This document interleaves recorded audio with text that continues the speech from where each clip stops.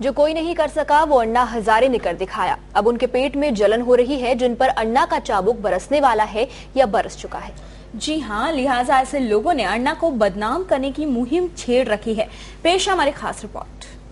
आरोपों में कितनी सच्चाई, आरोप लगाने वाले कितने पाक साफ। अन्ना पर आरोप लगाने वालों में सबसे पहले नाम आता है एनसीपी के कद्दावर नेता नवाब मलिक का। नवाब मलिक का इतिहास अगर खंगाला जाए तो वो एक जमाने में एनसीपी के सबसे ताकतवर नेता हुआ करते थे, लेकिन 2003 में उनके खिलाफ जरीवाला चौल मामले में भ्रष्टाचार के आरोप लगे। अन्ना हजारे ने इनके खिलाफ अनशन किया और 2005 में आरोपों के चलते इन्हें अपना मंत्री पद खोना पड़ा। और साथ में वो रसूख भी जो इतने सालों से एनसीपी में बनाए रखे हुए थे, लेकिन वो खोया हुआ रसूख वह कभी वापस नहीं पा सके। शायद यही वजह है कि अन्ना हजारे के खिलाफ मलिक की जुबान से हमेशा जहर ही निकलता है।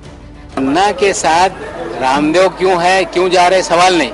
अन्ना हजारे के पास कोई विचारधारा नहीं है। गांधी की उपाधि देना ये गलत है।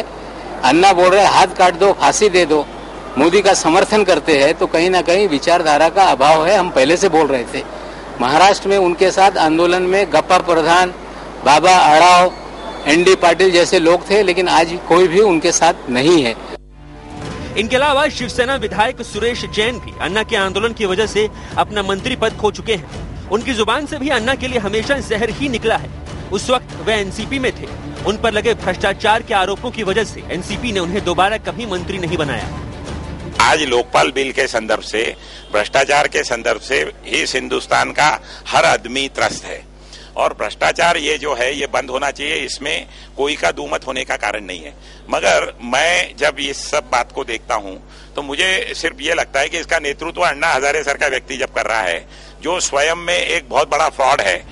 इनके अलावा एक और राजनीतिक हस्ती है जो अपने आप को साबित करने की जुगाड़ में कई सालों से लगे हुए हैं। नाम है राकेश शेट्टी। ये है कांग्रेस के इंटक संगठन यानी कर्मचारी संगठन के राष्ट्रीय पदाधिकारी, लेकिन इसके अलावा अपना एक अलग संगठन भी चलाते हैं। इसकी वजह से इनकी महाराष्ट्र कांग्रेस प्रदेशाध्यक्ष माणिकराव ठाकरे से अनबन भी हो चुकी है। ठाकरे ने इन्हें पार्टी से निकालने की सिफारिश तक कर दी थी। ये भी अन्ना के खिलाफ आरोपों की बौछार कर रहे हैं। आप लोग ने आंदोलन किया और आप ही के 5 लोगों ने आपको उनको भेज दिया अपनी सिविल सोसाइटी को रिप्रेजेंट करने। सिविल सोसाइटी 120 करोड़ जनता का है। ये 5 लोग जिनको भेजा है, इनका हमको पता नहीं है कौन से बैकग्राउंड से आता है, क्या इनके ऊपर करप्शन चार्जेस है कि नहीं है। इसकी पूरी तहकीकात होनी चाहिए और देश का जनता चुनना चाहिए कि कौन जाके हमें रिप्रेजेंट करेगा। अन्ना हजारे पर आरोपों की बौछार कर अपने आप को भ्रष्टाचार के खिलाफ सबसे बड़ा क्रूसेडर साबित करने के जुगाड़ में लगे हेमंत पाटिल के बारे में बात करें तो खुद उन पर भ्रष्टाचार के कई आरोप लगे हैं। वे national anti corruption public power के नाम से संगठन चलाते हैं, लेकिन इस संगठन के बैनर तले ही भ्रष्टाचार की गंगा पनपने के आरोप लगे थे। अन्ना हजारे के खिलाफ भ्रष्टाचार के सबूतों का दावा करने के लिए वे वही पुराने जस्टिस पीबी सावंत की रिपोर्ट का हवाला देते हैं। इससे अब तक कुछ खास साबित नहीं हो पाया है। जो अन्ना हजारे ने के जो 7 ट्रस्ट है, वो ट्रस्ट में बहुत बड़ा भ्रष्टाचार है और इसके लिए महाराष्ट्र गवर्नमेंट ने कमेटी बनाई थी, सावंत आयोग की कमेटी बनाई थी। एक कमेटी ने अन्ना हजारे करप्ट है ऐसा वो कमेटी के उसमें लिखा है। इसके लिए अन्ना हजारे ये लोकपाल बिल में नहीं चाहिए हमको। इन सभी के दावों में एक खोखलापन नजर आता है। वो खोखलापन जो हार की फ्रस्ट्रेशन से निकल कर आया है।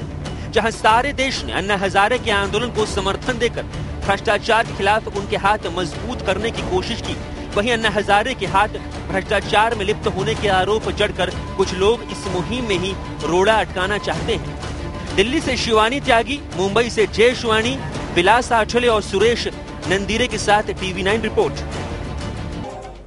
फिलहाल बिग न्यूज में मुझे और मेरी सहयोगी स्वाति जोशी को दीजिए इजाजत, लेकिन TV9 पर खबरों का दौर जारी।